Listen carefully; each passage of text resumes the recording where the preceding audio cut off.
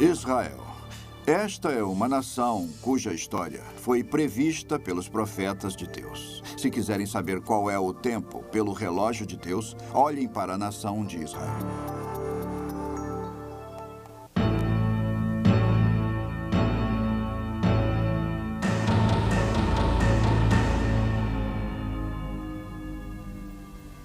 Israel é a chave da profecia. Se querem provas da Bíblia, olhem os judeus.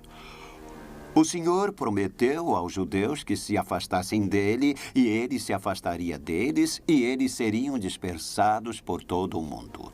Isso sabemos que ocorreu. Porém, o impressionante, a coisa milagrosa, é que apesar de terem ficado quase 2000 anos sem terra, mesmo assim, eles mantiveram sua identidade nacional. Isso é algo totalmente sem paralelo na história do homem. Nenhuma outra nação foi capaz de manter sua identidade nacional por mais de 300 anos sem uma terra natal. Deus não apenas preservou a identidade nacional dos judeus, mas prometeu que nos últimos dias os reuniria novamente em sua terra natal. Em Ezequiel capítulo 37 nós lemos: Assim diz o Senhor Deus, tomar-vos-ei entre as nações e vos congregarei de todos os países e vos trarei para a vossa terra e a tornarei uma nação na terra das montanhas de Israel. De forma surpreendente, essa geração assistiu à realização de tal profecia. Hoje mesmo, milhares de judeus continuam a se reunir novamente na nação de Israel.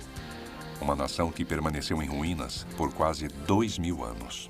A Bíblia fala sobre Israel ser reunida em sua terra. Isso não é novidade. Em 14 de maio de 1948, o Estado de Israel foi reestabelecido. A Bíblia diz que eles retomariam a Jerusalém Bíblica. E em junho de 1967, ela foi reavida, a Jerusalém Bíblica. Eu vou preservá-los como um grupo nacional étnico identificado de pessoas, porque nos últimos dias eu vou trazê-los de volta para sua terra. Em 1948, ele os reuniu de volta em sua terra, e eles têm continuamente retornado para a terra de Israel desde então. Cálice de Tontiar. No livro de Zacarias, capítulo 12, Zacarias prediz que Jerusalém será feita uma taça de tontear para todas as nações do mundo. Todas as nações, elas serão feitas em pedaços, segundo a linguagem dele. Temos uma cidade que não é grande, que não tem recursos naturais, não tem porto, nem rio, não tem motivo para ser relevante no cenário moderno. É importante para quem? Para uma minoria de judeus, não para todos eles.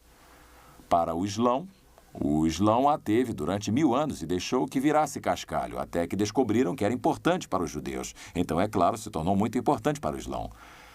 Para os cristãos, bem, nós gostamos de visitá-la, mas não morreríamos por ela.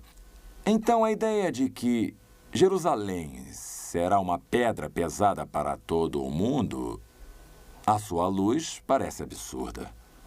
Se olharmos à nossa volta hoje, enquanto assistem esse vídeo, o pessoal dos governos de cada capital das nações importantes, internacionalmente relevantes no planeta Terra, luta para saber a postura a tomar, como lidar com o que o pessoal da inteligência chama de a luta por Jerusalém.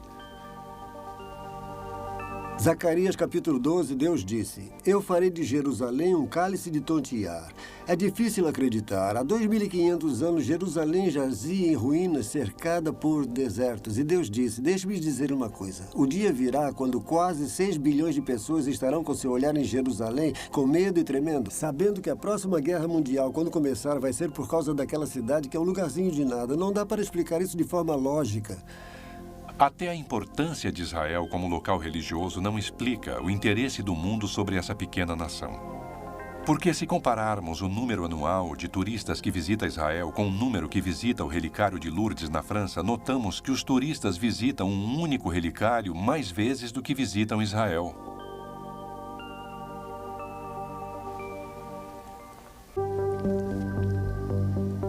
Antissemitismo.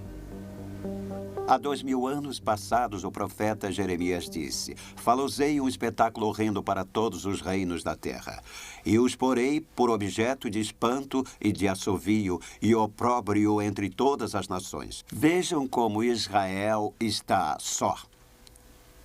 O Senhor disse: embora todo o mundo se una contra eles.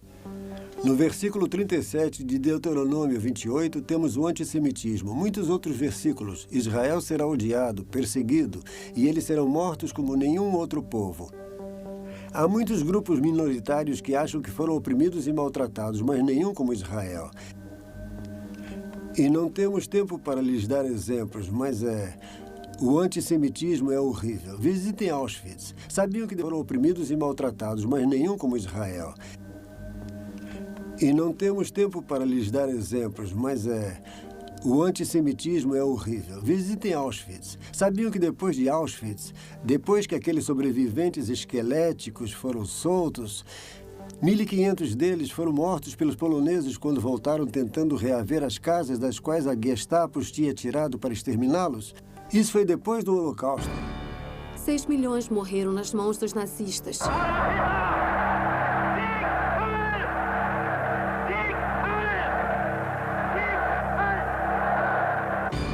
O ano era 1967, Israel lutando para sua sobrevivência contra as forças árabes combinadas.